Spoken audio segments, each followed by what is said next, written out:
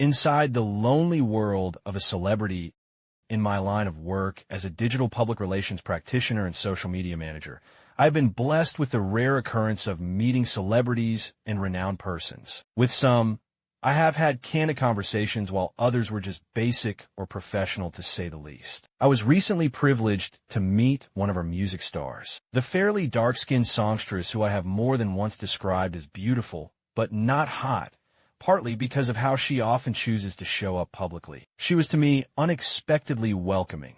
In a conversational way, and for privacy reasons, we will refer to her as Nella. We met by chance while I had visited one of the fancy saloons in town where a mutual friend Lynette had set our rendezvous. While Lynette was having her hair tended to, Nella sat in a show of patience, waiting to equally have her own head washed and treated by a specific attendant, a young and fairly light-skinned gentleman who was dressed in a white t-shirt and a slim-fit black light-faded jean with an MC Cats-like haircut who she described as kind, but also gets me. I don't have to explain to him what needs to be done, she clarified further. Whereas I wasn't starstruck on meeting a person of her caliber, it took a couple of seconds before we found a comfortable footing to have what seemed to be a free-flowing conversation. I don't remember exactly how, but the conversation led us into a discussion about the insides of what she described as the lonely world of a celebrity, and in particular one from the music industry. But how is that even possible?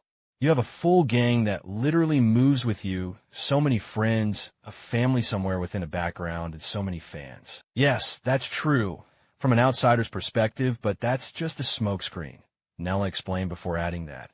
We live in a bubble where some want to be close to you because of your big name, the associated prestige that may come with it, and routine handouts. As far as family goes, still most only want to keep up with you because of the stipends they expect you to channel their way whenever they have a personal jam they want to put themselves out of, or explore their perceived plans towards financial independence. And as you navigate the murky waters of the industry, you bump into some producers that want to have a stint in bed with you because you have a good body. Some fellow artists pounce at the slightest request for a collaboration. DJs also want to have it their way, while media personalities, who include music managers/schedulers, as well as presenters, especially on TV and radios, are also asking for a taste of that cookie. And then there comes the fans with all the infatuations. Then you also have the hungry, selfish hyenas in the form of rich men, some even old enough to be your father, also making their indecent proposals through middlemen, often referred to as pimps. They dangle the promise of sponsoring expensive video shoots, while others table all expense-paid trips overseas and a take-home lump sum after the Constitution has been amended. In some cases, you also have unprofessional artist managers who think that because they've literally made you and everything that comes with your brand, then they too should get a trip to the candy shop as their ultimate reward. Now we all know what often comes out of mixing business with pleasure. Imagine having coitus with your manager at some point, and then you start dating someone else. How are they going to feel about that relationship when they are still your manager? How is that partner going to feel or look at you when they learn what you've had with your manager, no matter how far it may date back? It's an unwalkable, delicate balance to try and strike, unless there's a secluded universe in which you think you can keep your partner. And being a public figure, you also ponder how that impacts on your brand when it all falls into the double-edged sword of the media. Benchmarking on the experiences of others who have been betrayed by camp members, the inner circle, close friends, and in some cases family, ex-lovers and managers, you're constantly alive to the risks, challenges, and intrigue in the industry, finding it difficult to nail down who you can really trust. So, in the end of it all, you live in a constant fear that whoever you may open up to about your pains, struggles, shenanigans, and personal mishaps could eventually use them against you to leave your name in disrepute. Previous lessons have taught you that telling someone, no matter how close your circle could be,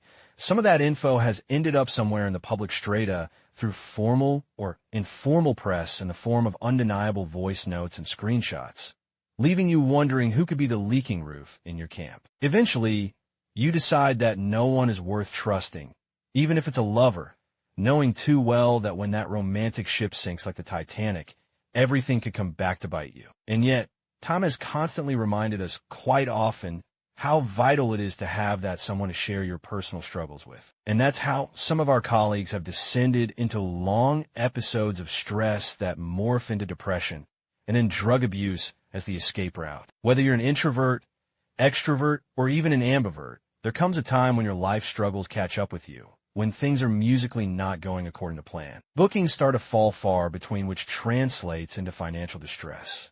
And yet somehow, in the midst of it all, as a brand and the star that you are, you have to keep up appearances, dress nicely, and also try to invest into new music. If you don't keep up, the industry certainly leaves you behind, creating a moment of weakness or sadness. It's only human. You feel lonely even in the midst of people, simply because there's no one to speak to, there's no one to trust, absolutely. Then you turn to something that gives you comfort or makes you think less about your struggles. For some, it's alcohol. For others, it's marijuana or cocaine, among other things. It's lonely being a celebrity.